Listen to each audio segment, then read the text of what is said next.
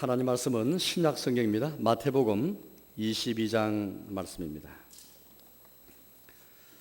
신약 성경 마태복음 22장 말씀입니다. 신약 성경 38페이지쯤이 되겠습니다.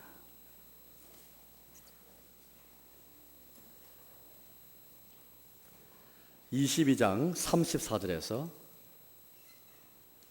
40절까지를 제가 읽겠습니다.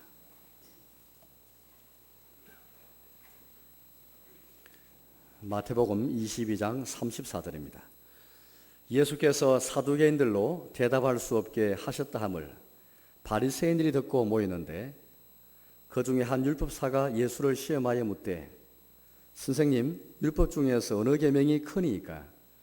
예수께서 이르시되 내 마음을 다하고 목숨을 다하고 뜻을 다하여 주 너의 하나님을 사랑하라 하셨으니 이것이 크고 첫째 되는 계명이요 둘째도 그와 같으니 내 이웃을 내 자신같이 사랑하라 하셨으니 이 두 계명이 온 율법과 선지자의 강령이니라. 아멘. 1년에 우리가 두 번 감사들이 있습니다. 오늘 맥주 감사들 맞았고요, 11월 셋째 주일에 추수 감사들이 있습니다. 지금 우리 농경 시대가 아니기 때문에 대부분 우리는 농사를 짓지 않습니다. 그래서 맥주 감사들이 보리 추수를 하고 또 벼 추수를 해서 감사는 그런 모습이 눈에 안 보이는데 왜 굳이 이 감사를 이렇게 합니까? 라고 물을지 모르겠습니다. 비록 우리가 벼든지 보리든지 추수하지 않지만은 그러나 그 감사의 정신, 신자의 삶 전체가 감사의 삶이기 때문에 감사절이라는 절기를 통해서 다시 한번 감사의 정신을 살리고 또 감사를 할 수 있는 그런 계기를 갖는 것이 굉장히 중요합니다. 우리 사람은 이 감사와는 거리가 멀게 생활할 때가 참 많습니다. 우리 삶 전체가 그렇습니다. 원망이 많고 때로는 좌절할 때가 많고 불평할 때가 참 많습니다. 오늘 아침 새벽기도 시간에 우리가 시편 113편 말씀 모았는데 여호와를 찬양하라, 여호와의 종들아 여호와를 찬양하라 하면서 여호와의 종들인 우리에게 주님을 찬양할 수 있도록 세 번 그렇게 우리에게 명령해 주셨습니다. 왜 여러분 세 번에 걸쳐서 찬양하라 말씀하는 것일까요? 그만큼 우리 주님을 찬양하는 것이 우리 몸에 익숙하지 못하기 때문입니다. 우리 본성상 주를 찬양하는 것보다는 주께 원망하고 또 원망하지 않더라도 무관심하고 또 열심을 내지 않고 찬양하는 것에 열심 내지 않는 것이 우리의 본성이기 때문입니다. 이런 찬양이든지 감사든지 간에 이것은 모두 우리의 영적인 분별력과 아주 그렇게 직접적인 관계가 있습니다. 왜냐하면 우리 모든 삶 속에서 하나님의 섭리, 주님의 기쁘신 뜻을 보지 않고서는, 주님의 손을 보지 않고서는 찬양할 수가 없고 감사할 수가 없기 때문입니다. 여전히 메르스의 영향이 아직도 가시지 않은 가운데 있습니다. 많은 피해가 속출되고 있습니다. 여전히 가뭄이 계속해서 지속되는 가운데 있습니다. 그 외에도 우리가 개인적으로든 가정적으로 혹은 여러 가지 측면에서 이런저런 고난과 시련이 많이 있을 줄 압니다. 이런 시련과 이런 고난 속에서 왜 감사했을까? 무엇에 대한 감사했을까라고 물을지 모르겠습니다. 그러나 우리 신자들은 이 모든 삶에서 시련이 있든지 혹은 고난이 있든 간에 그 모든 것 배후에는 주님의 손이 있다는 것을 우리 믿고 있습니다. 왜? 무슨 이유로 이런 시련이 고난인지는 잘 알지 못하지만 그러나 궁극적으로는 이 모든 시련과 고난을 통해서 하나님이 우리를 사랑하시고 연단시켜 주시고 또 하나님이 기쁘신 뜻이 있어서 우리에게 유익이 되도록 마침내 유익을 위해서 우리를 인도하실 것을 우리는 믿고 확신하기 때문입니다. 하나님 아버지의 손을 믿고 주님의 인도를 믿기 때문에 우리는 이 고난 가운데서도 감사할 수 있는 것이죠. 고난 이후에 마침내 우리를 정금처럼 나오게 하실 이런 고난과 시련을 통해서 우리를 더 성숙하게 하시고 또 주님의 섭리 앞에 복종하게 하심으로써 주의 뜻을 분별하게 하시는, 마침내 이런 시련과 고난을 인내하게 하시는 하나님의 섭리를 알 수가 있는 것입니다. 따라서 우리는 이런 여러 가지 정황 속에서 감사가 나올 수 없는 상황 속에서 감사할 수 있는 것은 주의 손을 보기 때문이고 주의 선한 섭리를 알기 때문인 것인데, 따라서 이 감사와 찬양은 영적인 지각, 영적인 분별과 깊은 관계에 있습니다. 만약 우리 영적으로 지각이 없어서 영적으로 무감각해가지고 주의 섭리를 보지 못하고 이런 고난과 시련을 통해서 하나님이 주시는 유익을 보지 못한다면 감사할 수가 없죠. 찬양할 수가 없습니다. 우리 여호와의 종으로 부름받았지만은 여호와의 종으로서 주님께 감사할 수 없고 찬양할 수가 없는 것이죠. 우리 신자들은, 우리 기독인들은 감사라는 것이 특별한 의미가 있습니다. 왜냐하면은 성경은 우리에게 항상 세 가지 국면을 말하고 있지 않습니까? 성경은 우리에게 첫째는 우리의 죄와 비참에 대해서 적나라하게 잘 파헤쳐 주고 있습니다. 얼마나 우리가 비참한 존재인지, 얼마나 우리가 주의 진노할 이사의 존재인지, 우리가 얼마나 우리의 죄 때문에 멸망할 자이라는 걸 잘 보여주고 있고요. 두 번째는 그런 죄와 비참에서, 그런 저주와 심판에서 어떻게 예수님 우리의 구조를 통해서 구원받을 수 있을 것인지를 보여주는 책입니다. 세 번째는 나아가서 그와 같은 큰 구원을 예수님을 통해서 받은 우리가 이제 어떻게 감사하며 살 것인가. 이 세 번째 국민이 중요한데, 이제 예수님의 보혈로 구원받은 저희들, 하나님 백성이 된 저희들은 이후에 우리의 삶은 비록 우리가 걸어가는 삶 속에 또는 시련이 있고 고난이 있고 어려움이 있다 할지라도 전체적으로는 주께 어떻게 감사할 것인가, 어떻게 주를 찬양하며 어떻게 감사하며 살 것인가, 세 번째 국민의 삶이 우리에게 그렇게 중요한 삶인 것입니다. 이 세 가지 국민은 항상 서로 연결된 고리처럼 서로 연결되어 있습니다. 우리의 죄와 비참을 알면 알수록 예수님을 통한 구원이 얼마나 큰지 알게 되고, 예수님을 통한 구원이 얼마나 큰지를 알면 알수록 주를 향하는 감사가 크게 되는 것입니다. 또 예수님 안에 있는 위로, 예수님 안에 있는 그 소망, 예수님 안에 있는 모든 우리의 이 회복, 그 사랑은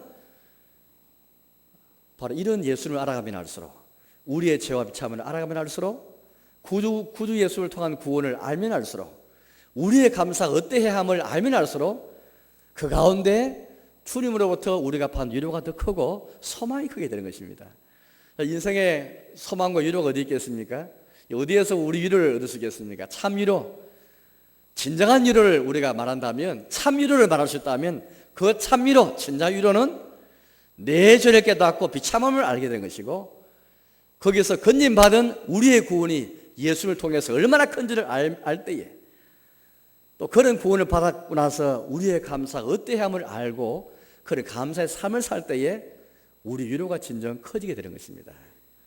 따라서 우리는 이 감사들을 받아서 다시 한번 감사의 의미를 깨닫게 되는 것입니다. 우리 교단은 1년에 2번 감사절을 그렇게 총회가 규정하였습니다. 때로 물론 우리는 때로 국가적으로나 또 민족적으로 혹은 교회적으로 환란이 있을 때에 기도할 수 있는 기도일이 있고, 또 특별한 경사가 있을 때에, 좋은 그런 경사가 있을 때에 감사는 감사일이 있지만, 그러나 1년에 2번 감사일 정해놓고 정기적으로 감사할 수 있는 그런 절기를 그렇게 우리가 정하였습니다. 우리 절기를 접할 때마다 어떻게 감사할 것인지를 깨닫게 되는 것인데, 특별히 오늘 저희가 여러분들이 계속의 십계명 말씀을 상고하는 중에 있습니다. 오늘 감사절 말해서 우리 십계명 말씀을 오늘 첫 줄마다 십계명을 교독했는데요. 십계명은 특별히 우리 신자에 큰 의미가 있습니다. 왜냐하면 십계명의 말로 어떻게 감사하며 살 것인가를 생각할 때에 가장 중요한 것은 바로 십계명입니다. 우리 신자가 구원받아서 어떻게 감사하며 살 수 있겠습니까? 하나님이 주신 이 언약의 말씀, 이 십계명, 영원한 계명의 말씀, 구약시대만 주어진 말씀이 아니고 지금 또 여전히 유효한 하나님의 언약의 계명, 이 언약의 계명에 순종하는 걸 통해서 주께 감사할 수 있는 것입니다. 하나님께 감사할 때 구체적으로 어떻게 감사해 주겠습니까? 막연한 감사가 아닙니다. 그냥 추상적인 감사가 아니고 아주 구체적으로 우리 십계명을 통해서 감사하는 방법을 여기서 얻을 수가 있는 것이죠. 따라서 우리 신자들에게 십계명은 감사의 계명입니다. 그러나 많은 분들은 여전히 십계명을 감사의 계명이 아니고 주님께 감사하고 주를 찬양하는 그런 계명이 아니라 짐이 되고 부담이 되는 경우가 참 많이 있는 것 같습니다. 어떻습니까? 십계명이 여전히 부담이 되십니까? 너는 나 외에는 다른 신 두지 말라. 이 종교다운 사회에서 여호와 하나님만을, 예수 그리스도의 아버지만을, 삼일째 하나님만을 참된 신으로 믿는 것이 부담이 되십니까? 안식을 거룩하게 지키라라는 계명이 부담이 되십니까? 이 감사의 계명입니다. 어떻게 감사할 것인가? 주께 감사할 수 있는 그 방도는 바로 십계명 속에 포함되는 것이죠. 십계명의 말로 우리는 아주 구체적으로 실질적으로 우리 신자들에게, 구원받은 신자에게 감사의 계명이 바로 십계명인 것입니다. 십계명을 대하는 자세가 굉장히 중요합니다. 십계명을 대할 때 침오로 여긴다면, 부담이 여긴다면 우리 십계명을 대할 때에 잘못 그렇게 대하는 것이 되고 맙니다. 우리 한국교회는 지금은 우리가 많이 나아졌지만 예전에 십계명을 대할 때에 과거의 바리새인들처럼 율법주의식으로 십계명을 많이 대해왔더랬습니다. 율법주의로 십계명을 대한다는 말은 무슨 말이냐 하면은 마음은 빠져있고 주님을 향한 감사는 빠져있고 그냥 겉으로만 십계명을 지켜나가는 것입니다. 문자적으로만, 여자적으로만 십계명을 지켜나가는 것입니다. 살인하지 말라, 제 6계명인데요, 살인만 안 하면은 제 6계명을 지킨 것으로 생각하게 되는 것입니다. 그건 십계명을, 제 6계명을 문자적으로 지키는 것이죠. 그런 경우는 십계명의 폭과 너비와 깊이와 높이에 대해서 전혀 알지 못하는 사람입니다. 우리 십계명을 대할 때에 우리 예수님께서 어떻게 십계명을 대하시는가? 우리 모든 기준은 예수님이지 않습니까? 예수 스스로가 우리 모든 판단과 우리 모든 삶과 모든 것이 되시면서 기준이 되시는데, 우리 예수님께서 율법을, 십계명을 포함해서 모든 율법과 모든 선자의 말씀들을 어떻게 대하시는가 굉장히 중요합니다. 우리 예수님께서 말씀하시기를 나 율법을 폐지하러 온 것이 아니라 율법을 완성하기 오셨다라고 말씀해 주셨습니다. 율법을 완성하기 위해서 오신 예수님께서 율법에 대해서, 십계명에 대해서 뭐라 말씀했습니까? 오늘 우리 본문 말씀 보십시오. 우리 예수님께서 한 율법사의 질문에 대해서 하신 말씀 가운데 율법과 선자의 강령, 두 계명 속에 하나님을 사랑하고 이웃을 사랑하는 이 두 계명 속에 모든 율법과 선자의 강령이 들어있다, 그렇게 말씀 주셨습니다. 바로 하나님을 마음을 다하고 목숨을 다하고 뜻을 다하여서 주님을 사랑하고 이웃을 내 자식을 사랑하는 이 두 계명 속에 모든 율법, 모든 선자의 정신이, 원리가 강력하게 들어가 있다는 말씀이죠. 이와 같이 우리 예수님께서는 십계명을 단순히 문자적으로 이해하는 것이 아니라 재해석해서 예수님 말씀에 비추어서 새롭게 조명한 것을 우리 말씀 주셨습니다. 여기뿐만 아닙니다. 우리 사람 마태복음 5장 말씀 보니까 우리 예수님이 십계명을 제6계명과 제7계명을 재해석해 주셨지 않습니까? 너희가 옛사람에게 말한 바 살인하지 말라는 말을 들었지만 내가 다시 너희에게 말하노니 형제에게 노하는 자마다 심판판을 받게 되고 미련한 놈이라 하는 자마다 지옥불에 들어가게 되리라. 우리 예수님께서 말씀 주셨습니다. 형제에게 노하는 것도 제6계명에 해당되어지는 것이고, 형제에게 욕하는 것도 그냥 멍청한 놈, 미련한 놈 이렇게 말하는 것도 제6계명, 비록 겉으로 보기에는 살인하지 않은 것이지만 이미 노할 때에, 형제에게 노할 때, 형제에게 상처주로 말할 때에 이미 살인하고 만 것이다. 그렇게 우리 예수님께 새롭게 재해석해 주셨습니다.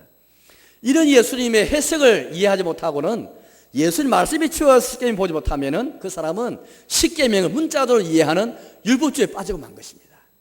이 바리새인들은 마음은 없고 문자적으로만 십계명 이해하면서, 율법을 이해하면서 마음은 빠져 있으면서 주님을 향한 사랑은 빠져 있으면서 여자적으로만 이해했다는 것입니다.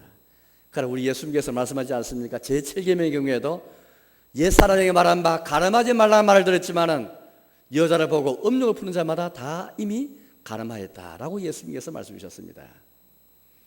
따라서 우리는 예수님 말씀이 주어서 십계명을 대한 자세, 이게 진정한 자세인데, 저는 오늘 설교까지 십계명에 관한 이 말씀을 설교를 본교하기 앞서서 서론에 해당하는 말씀을 여러분께 설교를 하러 갑니다. 십계명을 대한 자세가 바른 자세에 대해야만, 율법을 향하는 자세가 바른 자세에 대해야만 교회를 살리고 내 영혼이 살게 되어 있습니다. 어떻게 해서 율법주의가 교회를 망치고 성도 영혼을 망치는지를 우리가 너무나 잘 알지 않습니까? 이 바리새인들 보십시오. 또 한국 교회에 과거에 행했던 혹은 지금도 우리 가운데 있을 수 있는 율법주의를 보십시오. 그 율법을 대하는, 십계명을 대하는 자세가 얼마나 잘못되어 있어서 그 영혼이 얼마나 멍들어 있고 그 영혼이 얼마나 폐해로 갈 차인지를 여실히 잘 보고 있는 것이지 않습니까? 우리 십계명의 폭과 너비와 깊이와 높이를 잘 한다면은, 첫째는 우리 십계명을 외면적인 순종으로 이해해서는 안 되겠습니다. 오늘 하나님께 십계명을 통해서 우리에게 마음의 순종을 원하십니다. 다시 한번 제가 말씀 읽어보겠습니다. 37절 말씀을 제가 읽어보겠습니다. 37절입니다. 예수께서 이르시되 내 마음을 다하고 목숨을 다하고 뜻을 다하여 주 너희 하나님을 사랑하라 하셨으니. 이게 우리가 마음이 나오고 목숨이 나오고 뜻이 나오는데요, 우리 주님께서는, 우리 예수님께서는 십계명을 통해서 우리에게 원하시는 바가 있습니다. 바로 그것은 우리의 마음입니다. 겉으로만, 외면에서만 순종을 원하시는 것이 아니고, 겉으로만 살아하지 말라, 가람하지 말라, 도둑질하지 말라, 외면적인 그런 모습만 원하는 것이 아니라 우리의 마음을 원하십니다. 우리의 마음과 목숨과 뜻을 원하십니다. 마음을 다해서, 뜻을 다해서, 목숨을 다할 문제로서 십계명을 우리에게 말씀하는 것입니다. 우리 예수님께서 이렇게 전에 일전에 말씀하신 적이 있습니다. 무엇이 정말 사람을 더럽게 하는 것이냐? 사람 밖으로 나오는 것이 정말 더럽게 하는 것이냐? 그렇지 않다. 정말 사람을 더럽게 하는 것은 너의 마음에서 나오는 것이 사람을 더럽게 한다라고 말씀했습니다. 그러나 바리새인들은 그렇게 생각하지 않았죠. 마음에서 나오는 것이 사람을 더럽게 하는 것은 별로 관심이 없었습니다. 바깥에 있는 것, 외면적인 것, 그것이 사람을 더럽게 한다고 생각하고 잔과 대접에 겉은 깨끗하겠지만은 그들의 마음에 있는 탐욕과 방탕은 가득한 채 예수님께 그렇게 화 있을진저라고 이렇게 책받았던 그들이었습니다. 이번엔 함성계에 오시죠. 마음에는 방탕이 있고 탐욕이 있는데 겉으로만 난 도둑질 한 적 없어 라고 말한다면 그 사람은 이미 일부주의에 빠진 것입니다. 마음은 없이, 우리 주님은 마음을 원하시는데 마음은 빠진 채 겉으로만 순종하는 것이죠. 외면적인 순종이 아니라 우리 예수님께서 오늘 이 말씀을 통해서 다시 십계명을 재해석하시면서 내가 너희의 마음을 원한다, 너희 목숨을 원한다, 너희 뜻을 원한다, 그렇게 말씀하는 것입니다. 이것이 율법을 대항하는, 십계명을 대항하는 중요한 그런 자세인 것입니다. 저는 이번에 유럽을 제가 여행 갔다 왔는데요, 여러분께서 아마 여행 다니시면서도 뭐 이런 경우 많이 보시겠습니다만은 화려한 그 예배당, 성당들을 많이 볼 수 있겠습니다. 100년 동안 지어진 그 성당들, 예배당들. 저는 최근에 250년 동안 지어진 예배당을 보았습니다. 250년 동안 지어진 예배당. 제가 궁금해서 물어봤습니다. 250년 전에 예배당 지을 때 설교도를 그렸냐고 물어봤습니다. 그 설교도가 있느냐고 물어봤습니다. 설교도가 있었고 설계도대로 250년 동안 그렇게 건축해 왔다라고 그렇게 대답을 들었습니다. 상상해 보십시오. 저는 우리 한국교회에서 예배당 지는데 10년을 걸린다는 이야기 들어본 적이 없습니다. 교육관 지는데, 비즈니스 지는데 2년도 채 걸리지 않습니다. 예배당 지는데 10년이 걸린 것도 아니고 100년 이상 250당은 지었다는 것입니다. 얼마나 250당 지었으니 얼마나 여러분들 돈이 없어 지은 게 아니고 얼마나 화려하게, 얼마나 장엄하게, 얼마나 위용 있게 지어지는 걸 한번 상상해 보십시오. 겉으로 볼 때는 얼마나 위용이 있고 얼마나 위험이 있는지, 얼마나 화려한지, 얼마나 수려한지를 볼 수 있겠습니다. 이 고대 양식의 그 예배당은 첨탑이 있습니다. 제가 어느 곳에 가서 예배당 보았더니 첨탑이 16개 있는데 12사도를 포함하고 또 4개를 포함해서 16개 첨탑이, 뾰족한 첨탑이 우뚝 서 있는 것을 상상해 보십시오. 아무리 고개를 제쳐도 다 쳐다볼 수 없는 첨탑. 그 내부의 장식을 여러분 잘 아실 것입니다. 천정에도 오늘 화려한 그림이 다 그려져 있고 예수님의 생애든지 예수님의 고난이든지 성경에 나와 있는 모든 그림들을, 내용들을 그림으로 묘사하고 햇빛이 들어오면 그 유리창을 통해서 비춰지는 화려한 아주 컬러풀한 아주 다양한 그런 색채들, 벽마다 또 뭐 바깥마다 있는 조각들, 여러 가지 그 그림들. 제가 심지어 그 성당, 어떤 성당에 가보니까 한 제단이 있는데 우리 강단 뒷면인데 금으로만 장식되어 있습니다. 이 만약에 여러분 우리 여기 스크린이 있으나 스크린 이 전체가 다 금으로 장식되어 있다고 생각해 보십시오. 그 비싼 금으로 제단이 장식되어 있는 거예요. 얼마나 많은 돈이 들어갔겠습니까? 그것뿐만 아닙니다. 자그마한 성찬 그릇, 성찬잔, 세례 주발, 이 모든 게 어디든지 다 금인 거예요. 그렇게 화려하고 수려하게 모든 예배당과 장식과 기물들이 그걸 사용된 겁니다. 저 그거 보면서 이런 생각 들었습니다. 마태복음 24장에 성전에 나올 때 제 아들이 예수님께 물었습니다. 성전을 그렇게 과시하려고 예수님께 이 성전을 그렇게 보여주고 예수님께 물었지 않습니까? 그때 우리 예수님께 성전에 대해서 이 성전이 장차 돌 위에 돌 하나라도 없이지 않고 다 망할 것이다 예수님께서 예언하신 적이 있습니다. 저는 그 말씀이 생각이 났습니다. 과연 겉으로 그렇게 화려한 만큼 그렇게 수려하고 유용이 있는 만큼 얼마나 우리 마음의 아름다움은 갖춰져 있는가를 생각해 보았습니다. 겉으로의 그 순종, 외면의 순종도 중요하지만 그러나 더 중요한 것은 주께서는 우리에게 오늘 이 말씀을 통해서 너희가 마음을 다하라, 목숨을 다하라, 뜻을 다하라. 한 계명 한 명에 대할 때마다 목숨을 다하고 마음을 다하고 뜻을 다하는 계명으로 얼마나 우리가 받고 있는가를 생각해 봐야 되는 것입니다. 만약 우리의 신앙생활에서 화려한 점, 잔과 대접의 겉은 깨끗이 하지만은 조상들의 무덤은 잘 꾸미고 의인의 비석은 잘 꾸미지만은 우리가 겉은 잘 성결에 힘쓰지만은 안에 성결에 힘쓰지 않는다면은 마치 우리 율법주의에 계속해서 빠지게 되고 말 것입니다. 두 번째 율법을 대하는 십계명을 대하는 중요한 자세는 사랑입니다. 오늘 예수님께서 우리에게 이 두 계명을 말씀하시면서 이 두 계명이 모든 율법과 선자의 강력이라는 말씀하시면서 하나님 사랑과 이웃 사랑을 말씀해 주셨습니다. 이 사랑이 포함되어 있습니다. 이 십계명은 사랑에 관한 계명입니다. 이 계명인데 십계명까지는 어떻게 주님을 사랑할 것인가, 어떻게 이웃을 사랑할 것인가에 대한 사랑의 계명입니다. 겉으로만 그렇게 우리가 순종하는 것이 아니라 이 계명을 통해서, 이 계명의 순종을 통해서 주님을 어떻게 사랑할 것인가, 어떻게 이웃을 사랑할 것인가를 말씀하는 사랑의 계명인 것이죠. 로마서 13장 말씀에도 예수님께서 우리에게 말씀하시기를 사랑이 율법의 완성이다라고 말씀해 주셨습니다. 사랑이 율법의 완성인 것입니다. 한 계명부터 한번 잘 생각해 보십시오. 제1계명은 나 외에는 다른 신을 두지 말라 말씀하시는데 이 제1계명은 참된 신, 유일신 하나님만을 사랑하라 그렇게 말씀 주시고 있습니다. 두 번째 계명은 형상을 만들지 말라라는 계명인데 이 계명은 참 예배를 말씀하십니다. 진리 안에서 영으로 드려야 할 참 예배를 말씀하시는데 주님을 사랑하는 사람은 참 예배를 사랑하는 사람입니다. 주께 올려드리는 영으로 드리는 예배, 진리 안에 드리는 예배, 이 참 예배, 진정한 예배를 사랑하는 사람이 주님을 사랑하는 사람입니다. 우리 십계명을 통해서 어떻게 주님을 사랑할 것인가를 찾아야 되는데 그 처저 주님께서 우리에게 어떻게 자기를 사랑할 것인지를 말씀해 주시고 계신데 제2계명을 통해서는 참 예배를 사랑하는 사람만이 영으로 들은 예배, 진리 안에 들은 예배를 사랑하는 사람만이 주를 사랑하는 사람이라는 것을 말씀하고 계십니다. 세 번째는 하나님의 이름을 망령되게 부르지 말라 말씀하고 계십니다. 여기서 주님의 이름에 대한 사랑을 우리에게 요구하고 계시는 것이죠. 주님의 이름을 사랑하는 사람은 주의 이름을 함부로 이렇게 부르지 않는 사람입니다. 망령되게 부르지 않는 사람이죠.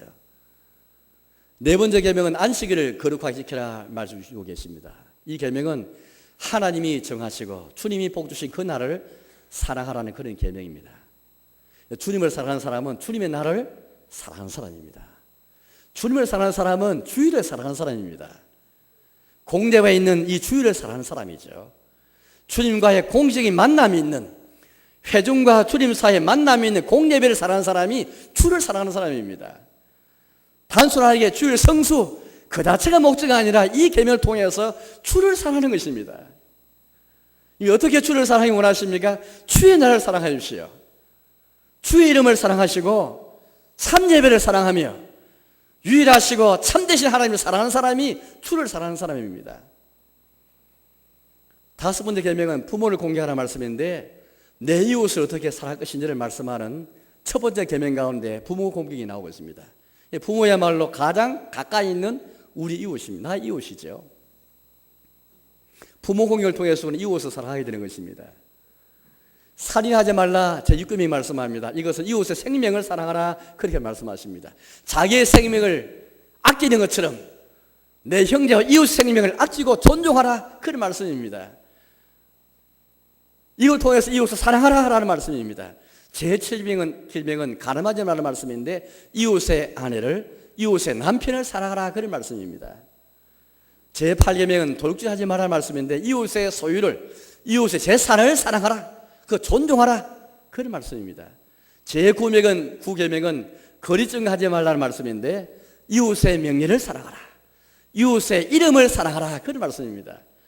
이를 통해서 이웃을 사랑하는 방법이 여기 나와 있습니다. 열 번째 계명은 탐심에 관한 말씀인데 1계명부터 9계명까지 다 포괄해서 우리의 마음에서부터 주님을 사랑하고 이웃을 사랑하라. 그런 계명이 열 번째 계명 속에 포함되어 있습니다. 탐심에 대한 말씀인데 주님을 사랑하고 이웃을 사랑하고자 할 때에 우리 마음에 탐욕이 있습니다. 자기를 향하는 탐심이고 욕심이 있습니다. 마음에서부터 주를 사랑하고 우리 마음에서부터 이웃을 사랑하라. 그렇게 말씀하고 계시는 것입니다. 따라서 우리 십계명을 더할 때, 율법을 더할 때에 사랑이 빠져버리면, 마음이 빠져버리면, 우리 하나님께서는 우리에게 마음을 원하시는데, 목숨을 원하시고 뜻을 원하시는데 외면의 순종에 치우친다면은, 외면의 순종이 있지만 사랑이 빠져있다면은 그게 바로 바리새파이고 그게 바로 율법주의인 것입니다. 세 번째, 하나님께서 십계명을 통해서 우리에게 자신을 그렇게 지키하라 말씀해 주십니다. 자기 자신을 바라보라 말씀하십니다. 십계명은 제4계명과 제5계명을 제외하고는 전부 다 하지 말라 금지하는 계명으로 구성되어 있습니다. 제4계명은 안식을 거룩하게 지키라 말씀이고 제5계명은 내 품을 공개하는 말씀인데 이 두 계명만이 긍정적으로만 제시되어 있습니다. 나머지 8계명은 전부 다 하지 말라입니다. 혹시 이 8개의 이 하지 말라로 구성되는 십계명 보시면서 이런 마음속에 어떤 생각이 드시는지 모르겠습니다. 주님께서 우리를 무시하고 계시나? 적극적으로 왜 하라 말씀하지 않고 왜 하지 말라 말씀하실까? 우리의 자유를 빼앗는 것이 아닐까? 뭔가 우리의 자유를 좀 더 그렇게 제한시키기 위해서 하지 말라 말씀한 것이 아닐까? 우리 자유의 폭을 좀 축소시키기 위해서 주시는 말씀 아닐까라고 생각할지 모르겠습니다. 그렇지 않습니다. 왜 하나님께서 우리에게 하지 말라는 식으로 검령으로 우리에게 왜 십계명을 주시는 것일까요? 바로 그것은 우리의 존재가 어떤 존재인지, 우리 인간이 어떤 사람인지를 잘 보여주는 것이 바로 십계명입니다. 왜 하지 말라는 말씀을 주시는 것일까요? 바로 그것은 우리 인간의 존재, 인간의 속성은 타락이기 때문에 하나님의 계명을 적극적으로 잘 지키는 것보다는 오히려 쉽게 잘 범하는 사람이라는 것을 잘 보여주기 때문입니다. 아이들을 키울 때에 아이들한테 이거 해라 저거 해라 말보다는 이거 하지 말라 저거 하지 말라, 아마 대부분 부모들은 하지 말라는 말을 더 많이 했을 것입니다. 왜 그럴까요? 우리 아이를 너무 잘 알기 때문이죠. 아이들 쉽게 거짓말 잘하고 아이들 쉽게 싸우기 잘하고 아이들이 쉽게 잘하는 것을 알기 때문에 하지 말라 말하는 것입니다. 아마 여긴 거의 다 예외가 없을 것입니다. 하지 말라를 통해서 우리는 반면교사를 통해서 하지 말라는 걸 통해서 우리는 하나님께서 요구하는 것이 무엇인지를 깨닫게 되는 것이죠. 독일의 유명한 신학자가 있는데요, 헬무트 틸리케라는 신학자가 있습니다. 이 신학자는 제2차 세계대전 때에 히틀러 정권에 저항했던 참된 신자이고 유명한 신학자인데, 이분이 기독교인의 윤리에 대해서 책을 썼습니다. 내용을 쓰는데 거기에서 이 헬무트 틸리케 이런 말 한 적이 있습니다. 십계명을 당하는 우리 자세를 잘 꼬집는데 살인하지 말라, 도둑질하지 말라, 가늠하지 말라 말씀하지만, 그러나 그 이전에 그 말라는 그 계명 앞에는 가로로 숨겨지는 그런 말씀이 있다는 것입니다. 우리의 존재를 잘 말씀하는 말씀인데, 너가 살인자이기 때문에 너가 살인하지 말라. 너가 도둑이기 때문에 도둑질하지 말라. 너가 가늠한 자이기 때문에 가늠하지 말라고 말씀하신다. 너 가늠하는 자 아니냐? 너 살인하는 자 아니냐? 너의 존재가 살인한 자이고 도둑이고 가늠한 자이기 때문에 얼마든지 가늠할 가능성이 많고 도둑질할 가능성이 많고, 그 인간의 존재, 우리의 존재 자체가 그런 존재이기 때문에 살인하지 말라 말씀하는 것이지, 우리 주님께서 우리에게 살인하지 말라, 도둑질하라 말씀하실 때 이것이 우리의 존재와 거리가 멀고 가능성 거리가 먼데 생뚱망뚱스럽게 우리 주님께서 우리 주시는 그런 말씀이 아닙니다.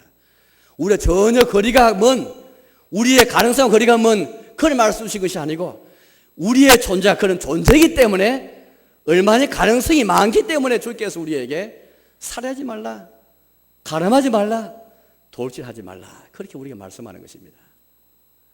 따라 십계명을 잘 대하면은 사람이 교만해지지 않습니다. 우리 가운데 어느 누구도 어느 사람이라 할지라도 십계명을 지켜서 율법을 지켜서 어렵다고 자랑하는 사람이 아무도 없습니다. 아마 그런 사람이 있다면은 예수님을 통하지 않고 구원받을 사람입니다. 세상에 그런 사람이 없죠. 누군 자기 힘으로 율법을 지켜서 하나님 말을 잘 지켜가지고 구원이 될 자는 아무도 없습니다. 우리 예수님 안에서만 구원을 받고 예수님 안에서만 의를 얻게 되는 것입니다. 예수님 안에 우리의 의고 예수님 안에 우리의 거룩이지 않습니까? 예수님을 통해서만, 예수님 믿는 믿음을 통해서만 우리가 어렵다 여김 받는 이 은혜를 우리가 받게 되어 있습니다. 따라서 우리는 율법은 항상 우리를 정죄하게 되는 것입니다. 예수님 안에 정죄함이었지만은 율법은 항상 우리를 정죄하고 우리의 죄를 적발하고 처지게 해주는 것인데, 오늘 십계명을 통해서 하나님께서 우리에게 우리의 자신을 바로오게 만드십니다. 만약 우리의 십계명에 대한 자세가 잘못되어 있으면 우리 안에 있는 이 교만을 절대 우리가 깨우칠 수가 없습니다. 사람이 얼마나 비참한지 알려면 십계명을 통하지 않고는 우리 비참함이 어떤 비참함인지를 알 수 없습니다.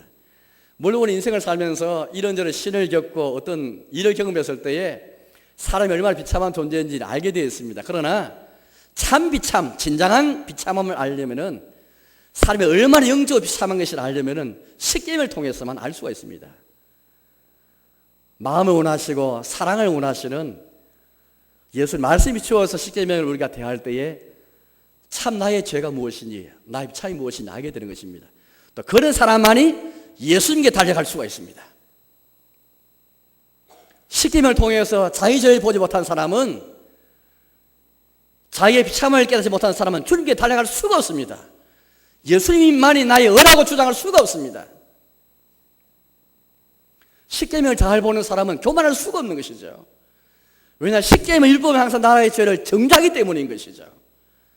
예수님만이 결코 정죄함이 없지만 율법은 항상 우리를 정죄하고 우리 얼마나 비참한 존재인지 깨닫게 하면서 예수님께 달려가게 만들기 때문인 것입니다. 따라서 십계명은 우리 자신이 어떤 존재인지 보여줄 뿐 아니라 동시에 나아가서 이 십계명을 통해서 하나님께서 우리에게 우리 인생에 대해서 우리 각자가 책임져야 할 것을 그렇게 말씀하고 계십니다.